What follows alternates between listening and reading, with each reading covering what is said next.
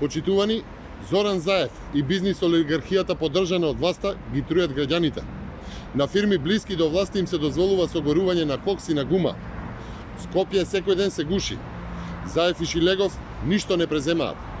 Власта мора да одговори кој, зошто и на кои фирми им дозволил во Македонија да горат цели бали со фарбан текстил и нафтен кокс со 18% сулфур.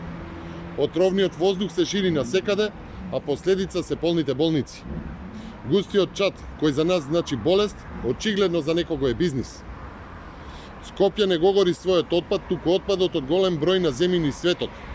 Горењето на отпад од толкави размери не може да е без знаење на Заев и на Шилегов.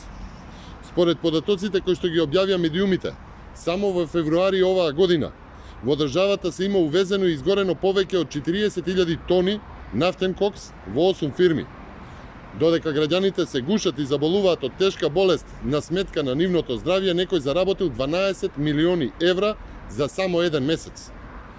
Зоран Заев и шефот на Царинската управа мора да одговорат колку нафтен кокс и со колку проценти сулфур е увезен годинава во Македонија. Дали е вистина дека некој во Царинската управа дозволува увоз на нафтен кокс со 18% сулфур, а го тарифира како 2% кој што е дозволен во земјава. Колку сецкана гума и стари гуми се внесени и колку шлепери со фарбан текстил и друго ѓубре завршиле во нашите фабрики и кои фирми ги увезле во Македонија. Граѓаните се трујат, а надлежните молчат.